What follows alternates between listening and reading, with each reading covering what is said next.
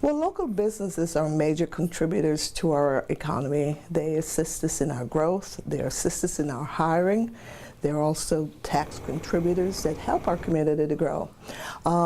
They're vital, and I think the initiatives by the City Council and our mayor is reflective on the need to ensure that our community grows, and it grows as well through our small business. Every day, local businesses are working for the city, whether it's a multi-million-dollar construction project or a handyman doing work for a resident who qualified for an emergency home repair grant. Projects are making an impact on the community in more ways than one.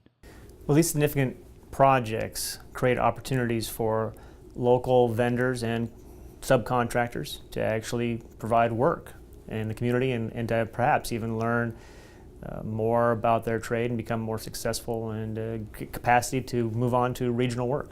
One of the things about especially the contracting and the construction industry, that it's a field in which large dollars are spent.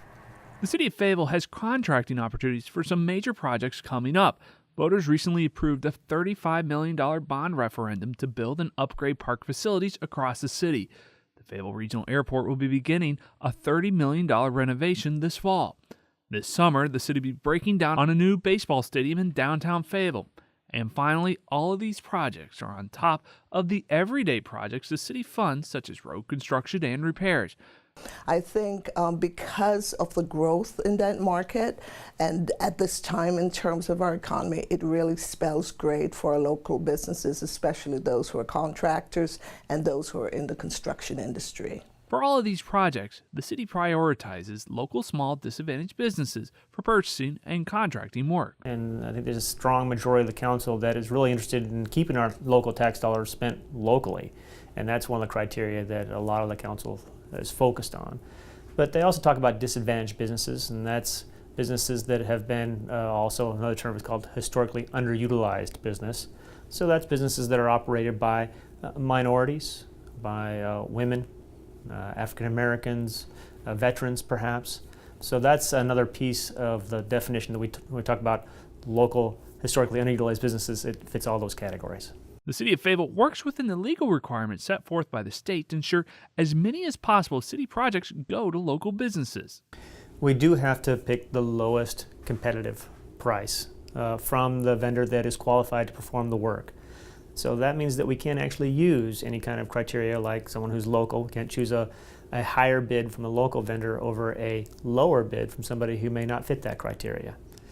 So we have to try and create the best opportunity for our local or historically underutilized businesses to be competitive when they provide their bids. While some of the larger construction projects may go to firms outside of Fayetteville, there are agreements in place to ensure that subcontractors will come from the Fayetteville community. So the process we're using for the stadium is different than the standard process where you have bids for construction, and those bids are created by the general contractor collecting sub bids and coming in with a full package. So when those contracts are awarded, you already know who all the subcontractors are. In a construction manager risk process, the subcontractors have not been selected yet. So what they have proposed is a process through which they will reach out to local and historically underutilized businesses to try and encourage them to bid with the goal of getting at least 30% of the value of those contracts in the hands of local or historically underutilized businesses. So it is a goal. It's a goal that they've met and exceeded in other jobs that they've brought as examples, and something that we hope that they can do here. But again, they're restricted by that state law, which says that when they do their subcontract bids, they have to actually select the lowest competitive price. The city also supports businesses by providing grants and loans to help grow the number of businesses within the city limits.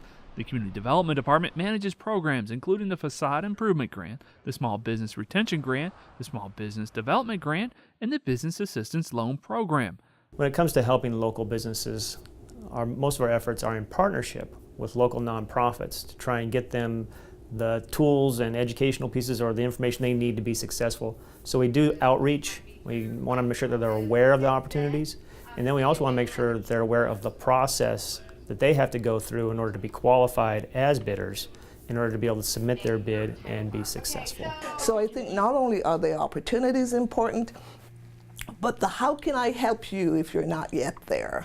Business owners can also go to the city's website, fayettevilleNT.gov, and sign up for email notifications and see what contracts and bids are currently available. We have a website on the City of Fayetteville website, which is under How Do I, and then you go under purchasing contracts, and it will tell you how to register as a vendor, and they also give you how to do business with the City of Fayetteville. We have a what we call the e-notification, where you go in and you will sign up with your email address, and it will prompt you at that time to confirm that you have received that email address, and you can, at that point, is that you will be provided with any bid that is posted on our website. The information support, the brokering the support, and also providing the outreach are so very critical to these businesses, especially at this time. Oftentimes you'll hear the smaller contractors will say, well, you know, I'm wearing all the hats, I didn't get this information. And what we want to ensure is that we're not having someone come in and says, you know, I could have, I should have, but I didn't know. We want to make sure that we're reaching out and tapping into those very small, even what we would consider micro small businesses, that are those companies that with less than 5 full-time employees but hire as needed.